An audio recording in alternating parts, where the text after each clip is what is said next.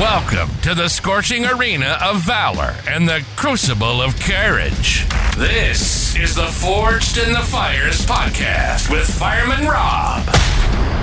Here, in the inferno of life's greatest challenges, heroes are shaped and legends are born. Every episode is a torchlight of wisdom, casting a glow on the paths walked by those who've braved the flames and emerged stronger. In this furnace of fortitude, we'll explore tales of resilience, bravery, and the unyielding human spirit. Each guest brings their own spark of insight, lighting up the darkness and guiding us through the smoke of adversity. With Fireman Rob at the helm, prepared to delve into conversations that smolder with significance and stories that kindle the soul. It's not just a podcast, it's a beacon for all who seek to rise from the ashes and glow with purpose. So stoke the fires of your curiosity and ready your heart for tales of triumph and transformation. The flames are roaring. The stage is ablaze. Welcome to the Forged in the Fires podcast. Let the journey begin. All right, welcome back to Forged in the Fires podcast. I'm your host, Fireman Rob. Today's guest, he evokes emotion in people. He has done amazing things, working as a paramedic, as a pre-hospital educator, retired firefighter, and he has amazing art. He is one of the most amazing people. Let's just get into this. Daniel Sundahl, thank you so much for joining me today. Great. Thanks, Rob. I'm happy to be here. You know, we were talking about this before, and I want people to make sure you go to DanSunPhotos.com. You're going to see some amazing things. I want to actually go back before we start talking about the photos, because you've had an amazing life of many different things that you've done, and being having global residency was pretty cool too as well. But I want to go back to when you started in the fire service. How did you come about wanting to do that? Yeah, that's an interesting story. I realized I wanted to become a paramedic. Yeah. I was living in the Cayman Islands, training to become terrible. a dive master. I know, it was fantastic. And part of the dive master training was learning to be a rescue diver. So that was my first introduction to CPR and, first aid and rescuing people from water. And that was my first intro to that. And I loved it. It was super exciting. And when I was driving home from class, I saw this guy get smoked by this huge dump truck on the road. Oh, geez. And I got so excited. And I pulled over and I'm like, I'm going to save this guy. And I ran up there and he was like folded in half and his foot was up by his face. And I'm like, oh my God, what do I do? I had no idea. Yeah. Like, I can't, how do I do chest compressions? There's like femurs across his chest. Like, what do I do? I didn't want to move him. And then the paramedic showed up, unfolded him and put him in the ambulance and drove away. I'm like, that is great. I love this. Right? Which is kind of, for people that don't get it, that's really weird. It's like when, what's your best call? Like, what's a good call? Yeah. Our definitions of good calls are people's, worst days, but and that's just because we get to practice the skills that we've learned. Right. But exactly, that's kind of when I realized, maybe my mind is maybe a bit twisted enough that I should be a paramedic. Like, why am I so excited about this? So that's kind of the genesis of it. And then I did a lot of things in between that time. I worked as an English teacher, several different countries, and then decided, okay, I'm going to fulfill the dream of being a paramedic. And once I became a paramedic, the full-time position that I took was at a fire department. Yeah. And they were transitioning to a volunteer fire department to a composite, and they were hiring paramedics, full-time paramedics, to train them to become firefighters. And that's kind of what I did. And I loved it. I did that for 20 years, and I retired from that position just a couple of years ago. That's awesome. Congratulations on that. Thank you. That's where I'm hoping to get to soon. Yeah. I think it's a good day. It was good because we were integrated and we did 24-hour shifts. So I would work 24 hours on the ambulance and I'll be off for 24. Then I worked 24 hours on the engine and then I'll be off for 5 days. It was a great schedule. Oh, but wow, I think because amazing. It was so it was so dynamic that I think that really was a big part of my longevity.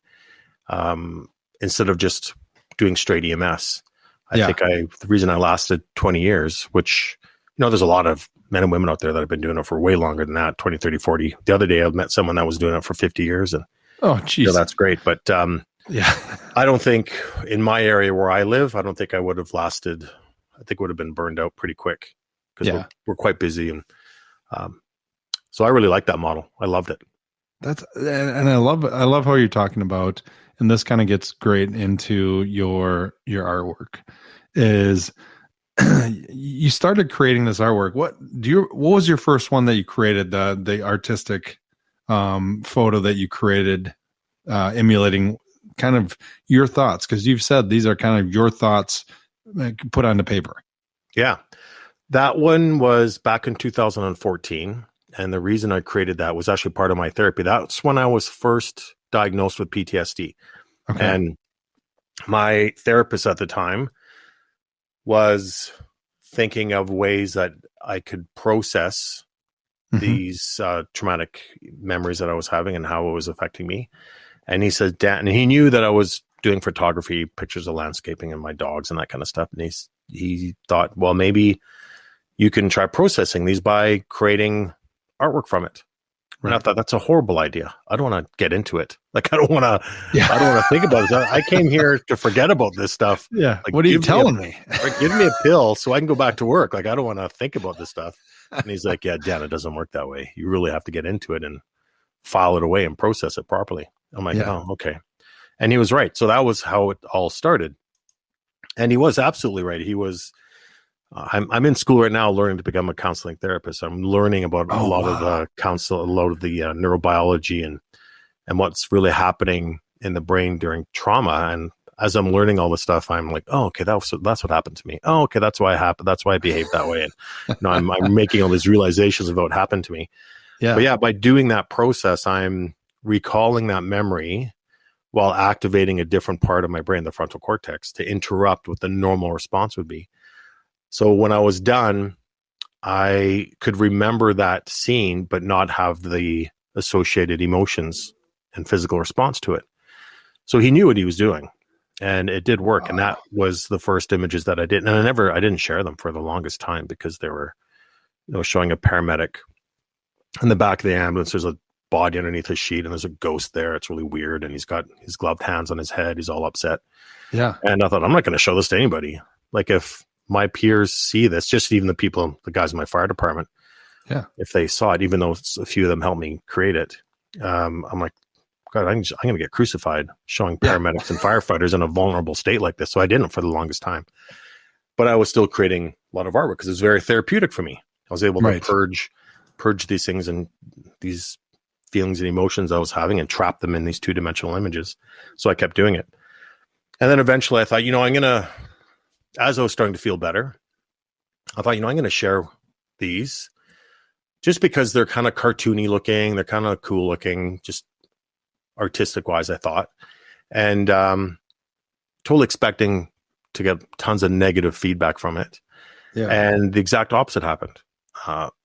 What I didn't realize is that many people would look at the images and attach their own experiences to it and use them as a way to process the emotions they were having. I didn't realize that was going to happen because I felt I was really alone and unique in the way that I was experiencing these processes, right? Which is really common. That's all common. That's so common. Yeah.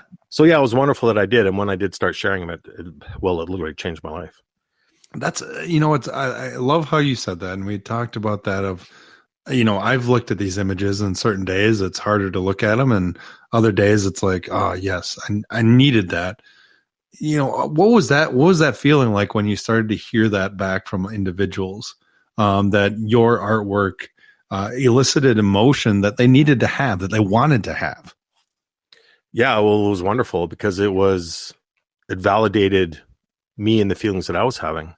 So I don't like those images. I don't create for other people. I don't think, what are people going to like? What are people going to, is this going to trigger people? I'm not going to do it. I don't think of that because the idea or the purpose of me creating it is to get my own feelings and emotions out of my head. And when I create them, I'm trying to put down my emotions and what I felt about that call in that artwork versus what I saw.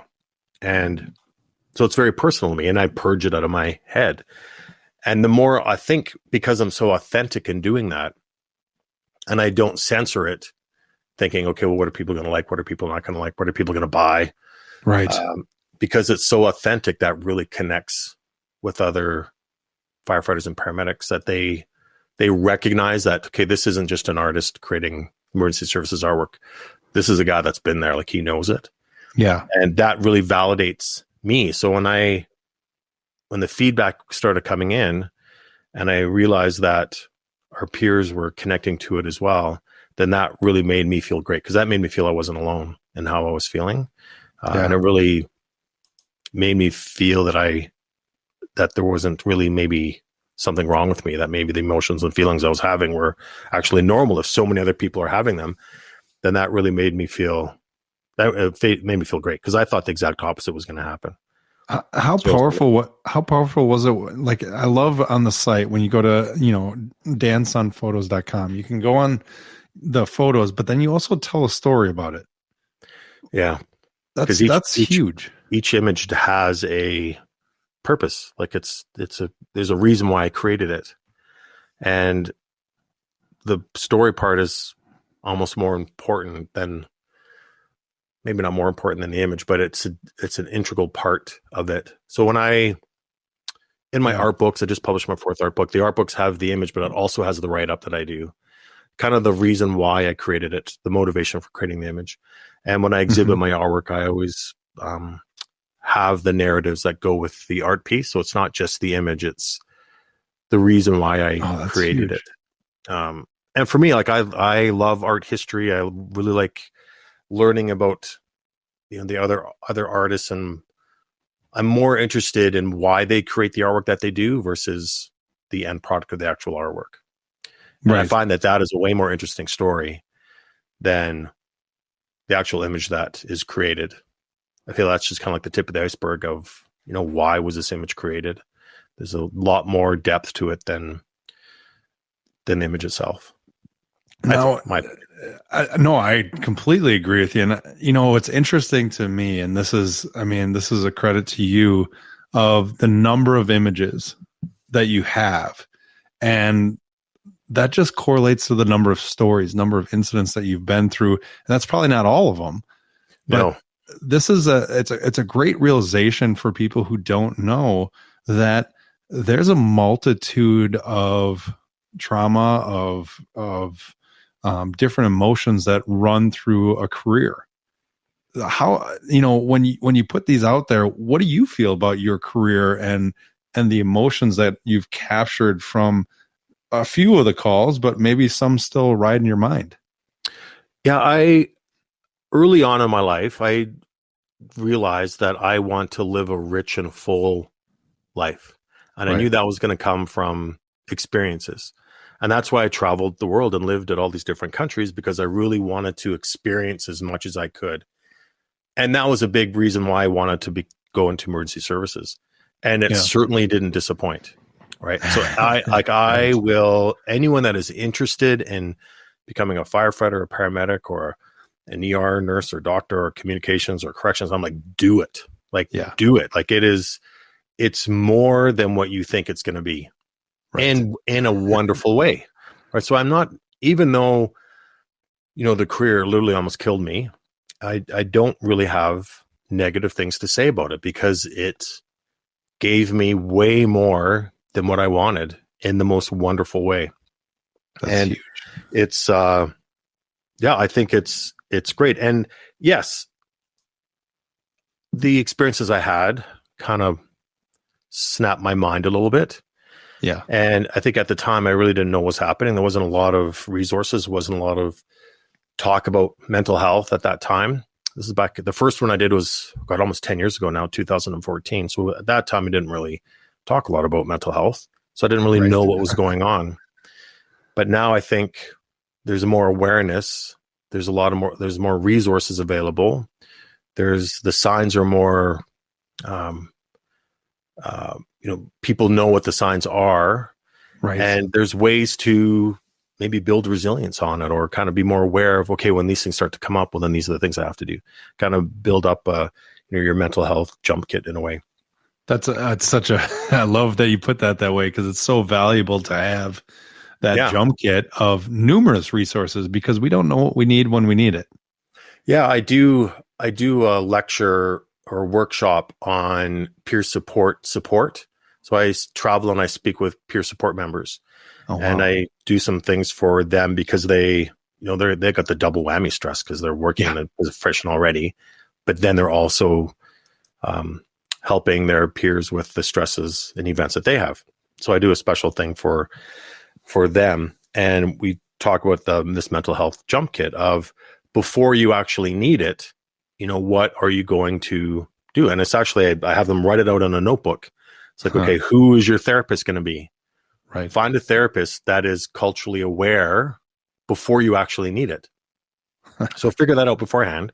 Who's your contact going to be? Who's your trusted buddy that you're going to phone when you need help, and make that agreement with them that, okay, you're on my list.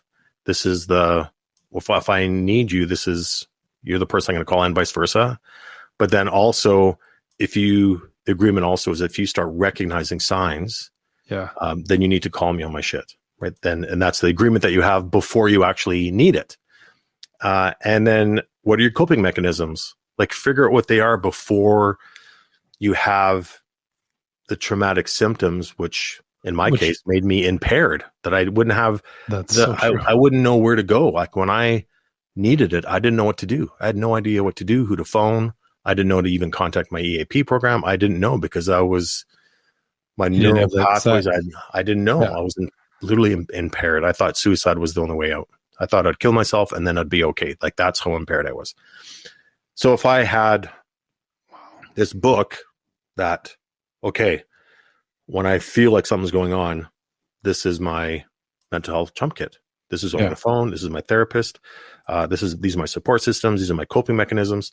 It's already done out there. It's like if you go to a patient that's having an asthma attack, that's not the time you're going to put your airway kit together.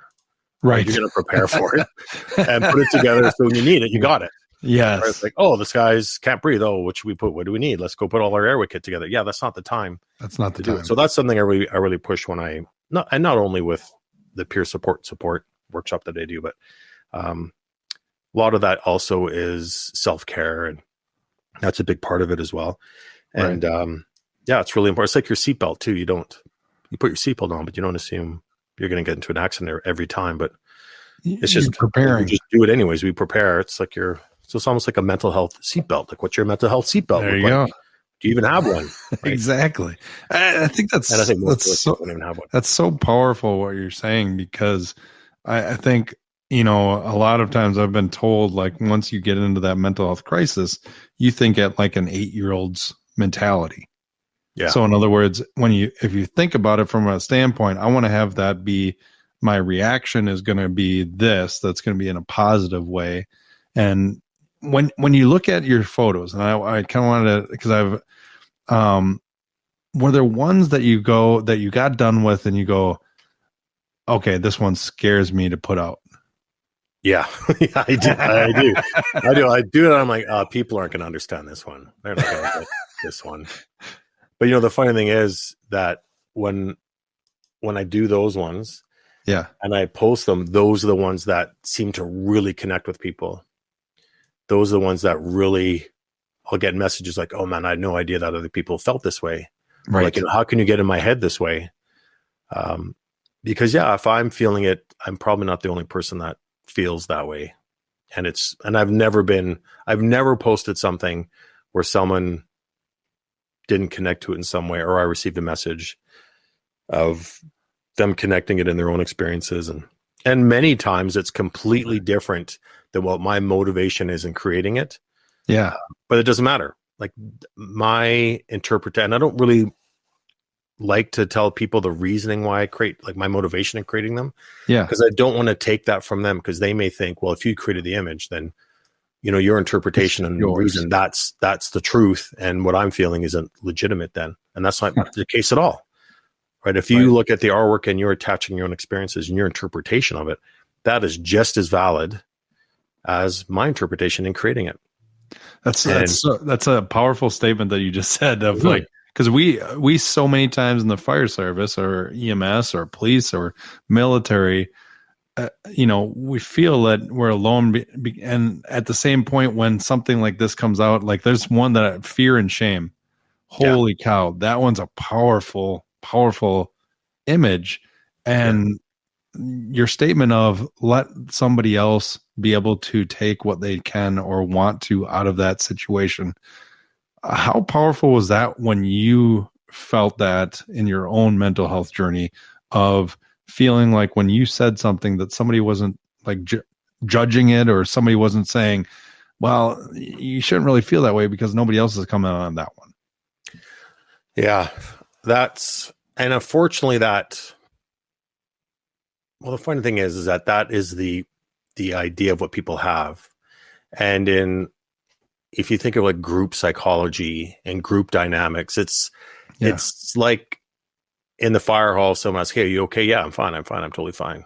Why are you even asking, right? But you get that person one-on-one, maybe. Yep. And they might be more truthful if, that call reminded me of my kid, and I'm kind of can't stop thinking about it. And I think there is I think that's going back into the stigma thing of in my experience, like I'm not going to talk on behalf of other firefighters or paramedics, but for me, I didn't want to share or talk about those things because I was scared that I would be blackballed or targeted for elimination, or think, okay, well, you can't do this job if you can't hack it. But if a firefighter goes into an entry of a structure fire and falls through a floor and breaks their femur, no one's going to say, oh, that guy shouldn't be a firefighter. He's got weak femur. Yeah, your femurs are weak. Yeah, your femurs are weak, kid. Right. Get off. Get off. Yeah, I shouldn't be doing a firefighter. You got weak femurs. The opposite would happen. If that happened, God, that in my department and in many other departments, there's a vigil outside the hospital rooms for firefighters that are injured that way. But it doesn't happen when we don't even talk about it. If we if we fracture our mind on a call, right? Because the exact opposite would happen. Like, if you can't hack it, then get out. You're not strong enough to do this job. I think it's really bizarre that there's such disconnect between the physical and mental injuries. But I think that's where a lot of the perceived fear and shame comes from. Yeah. As far as coming forward. And the truth is, it's legitimate in many cases where people will come forward and they will be blackballed and they will be targeted for elimination, and they will be removed from any responsibilities that they have. And that does happen. So. And it's, I'm sure you've seen this and felt this, but the power of the voice, the power of the experiences that you've had, and that you're able to come forward and kind of not even shun, but shrug off that possibility that somebody may criticize you, or somebody may say something about, oh, well, yeah, you can't hack it. How powerful has that been for you to be able to be that voice of somebody who said, you know what? Yeah, I'm struggling. I struggle, and this is what I'm going to do about it. You can either join me or you can shun me, whichever you want to do. Either way, I'm good with it. Yeah. And I think that's really important because ultimately it's saving lives. Right. And if you look at the statistics, the suicide rates among emergency workers it's crazy. So like, it's not something that, people are making up, or, right. It is a potentially fatal condition. And, I do a memorial portrait almost every day, and I don't know often how they died, but many of them are deaths by suicide. And I do many of them, and I know it's happening very, very often. And that's a big part of it, is people don't feel safe to come forward and get the help that they need because they're capacity to understand how much trouble they're actually in has been impaired. And they don't feel that they have the resources to come forward. And maybe sometimes they're right. They don't. So what's the alternative? Well, die by suicide. Right. So it's not, it's not something people are making up. It's not something but on the other hand of that, I don't believe that, if you're going to be a firefighter, you can be a paramedic, you're going to get PTSD. It's inevitable. I don't believe that. I don't think that's the case. I speak very highly of my profession. I'm very proud to be a paramedic and a firefighter. I would do it all over again. Yep. It's the mental health aspect of it, even though that's a big center of what my world is in creating the R work and my current ambitions to become a psychotherapist. Like that's what I'm passionate about. But I still think it is if you look at the profession as a whole, it's not the entire pie. It's a portion of the pie. Right. And to be aware of it and to keep that piece of that pie as small as you can through talking about it, being aware of it, working in a psychologically safe environment where you are okay to talk about it and come forward, and having those resources available to be in a trauma-informed work environment versus being a reactionary model, like a disease model. Okay, well, this happened, now we have to do things, versus, okay, well, let's try to prevent stuff from happening. Welcome to the fire service. Though. Right? I know. Exactly, right? So I think it's a part. I don't want to say it's a small part, because for some people it is 100% of their pie, but I don't think it's there's a lot more to our profession that is amazing and wonderful. And I think the mental health aspect can be mitigated, just like the physical injury. Like we want to lower our physical injury risk by all the occupational health and safety things that we do when we get new equipment. And that's really important. We need to do that. And we should just be doing the same thing with mental health. But for some reason, that's weird. For some reason, that's weird. How much do you think, how much do you think, and I think you hit on huge points of like, one is like, it's not our whole profession. But how often do you see, like, when somebody starts talking about mental health in the first responder community, of people going overboard and going, oh my gosh, that's not everything. Not every call is traumatic. Not every this is that. It's almost a general reaction of like the sky is falling when somebody just even starts to mention it. Yeah. And that's the thing. So in my experience, because I get to travel a lot and I visit a lot of fire departments, and it is definitely an important issue, but it's not the only issue. Right. And I think for some people, if mental health isn't the biggest thing in your life, then there's something wrong with it. Then you don't support mental health. Like I put on a conference every year. I put on a post-traumatic growth conference every year where our peers come and talk about their recovery and amazing things they're doing because of their trauma. And we do sell out every year, but there's a lot of friends that I have that don't go. And I'm like, okay, well, why aren't you coming to my conference? Why isn't this important to you? What's wrong with you? I don't feel that way at all. It's like, huge. Well, no, that's not it's the same. Like if there was a tactical rope conference, and ropes, I'm horrible with ropes and knots. Like although I probably should go to that seminar, but I don't, because it's just not something I'm interested in. But it doesn't, it's okay. It's okay that I'm not interested in it. I'm competent, of course, in doing that kind of stuff, but, and I'm aware of it, but yeah, I don't. It's not a have to all the time. It's not a have to. And I feel that that's kind of where we are now, where, well, if this isn't an important issue to you and you're not putting 100% of your effort into it and you're not doing all this stuff, then you're a bad person. Yeah. No, not at all. I don't feel that way at all. And it does affect some of us more than others. Yeah. And that's so I don't paint a big brush over anything, but that might be a controversial topic too, but I like what you said, because I think it's so powerful for people to understand and hear at the same point that, it's not always going to be right in the forefront of your mind. But at the same time, like you said before, I always love to mention this too, is like having tools in your toolkit, not waiting until the last minute, is so critical with this, Because can it touch you in some way, shape, or form throughout your career? Oh yeah. I mean, I've been in it for 24 years. You were in 20, and for most of my career, that stuff didn't exist. Yeah, and it's so powerful what you're doing. What is that next iteration for you look like? What is the next thing that you're looking at doing to create that impact?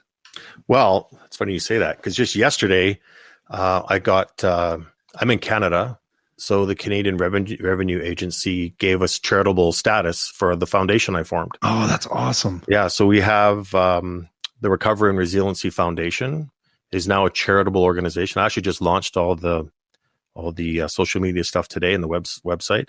Oh, fantastic. And yeah, I'm really excited about that. So we're going to help emergency workers get the treatment that they need, because a lot of times you don't know what you're gonna, and it's not only talk therapy. It's not always psychotherapy. But if that is the case, we're going to make sure we set them up with culturally aware therapists that know what our culture is like. But it might also be, equine therapy, or it might be, yoga, it might be, camping, it might be being out in nature, it might be, depending on what their interests are, we can help them in their impaired state potentially to get them the help that they need. So that's the first thing we're going to do. The second thing is that we're going to pay for it if they don't have the resources to do that, or if they don't want to use their EAP program because they're worried about the stigma that's attached to it, then we will pay for that therapy. So we'll pay for the psychotherapy through vetted therapists that are are informed of the culture, and pay for their other form of therapy that they want, or that they think they would gel with.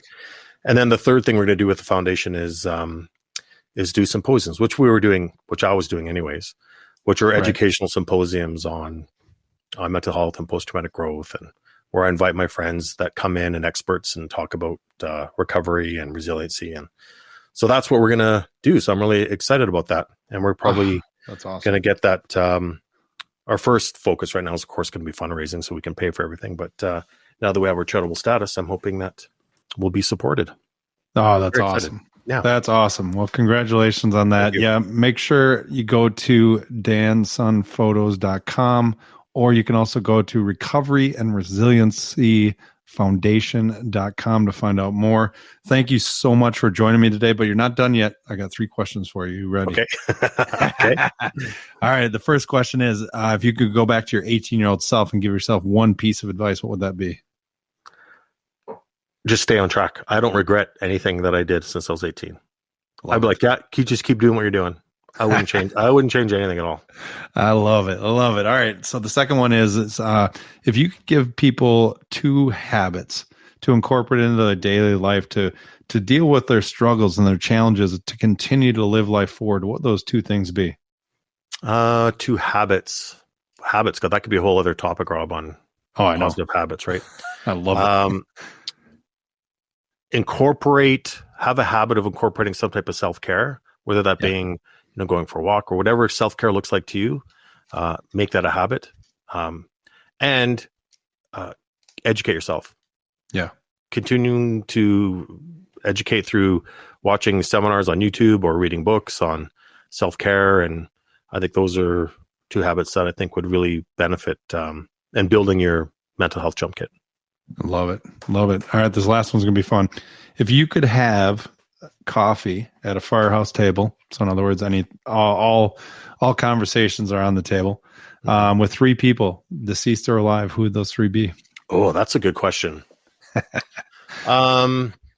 First one would probably be Francisco de Goya, who's a Spanish artist. Okay. Who did, his story is really interesting. He did this Black series of these really dark, messed up artwork. Really? And that's how he portrayed, it's kind of how he expressed the emotions and feelings that he was having. Wow. So I'd really like to get into that guy's brain, of what his motivations and how that artistic process happened for him. That's one. 2 would be my dad, who recently died, who had a stroke when I was 17. So I'd love to have a conversation with him. Yeah. While he was still able to talk. That'd be very interesting. I'd love that. Wow. And the third one, God, I'm picking all these dead people. Because those, if I have a wish, like anyone that's alive, I could potentially still have a communication. So I'm gonna pick dead people. And let's see, the third one would probably be. That's a good one. That's a good question. Thinking of someone that's like really authentic and someone that really lived their life with purpose. Right. It's always a hard one. What? No, this is gonna be really weird because this just came into my head. This is gonna be totally opposite. I don't know how people are gonna take this, but I just finished reading listened to Arnold Schwarzenegger's book, and I specifically got it on audiobook because he narrates it himself. Oh, and it was just so entertaining. It was just so entertaining just to listen to him narrate his own book. Yeah. So I know I went from someone who's dead that lived their life with meaning and purpose to going to Arnold Schwarzenegger. However, I loved. I watched that, and that was amazing. It was really cool. So yeah, I think to have those three people in a room at a fire hall having coffee, I think that'd be really interesting. That's perfect. I love it. Well, that's a perfect way to end it. So thank you so much for joining me today. It's been just an honor to have you on. Yeah, I really appreciate it. Thanks for asking me on your show. I really appreciate it. Thanks, Rob. Thanks for listening and supporting the Forged in the Fires podcast with Fireman Rob. Remember, don't forget to like and subscribe to this podcast. And please share this episode with a friend or family member. To find out more about Fireman Rob, or if you have a question, go to www.firemanrob.com. Until next time, live your life forged in the fires.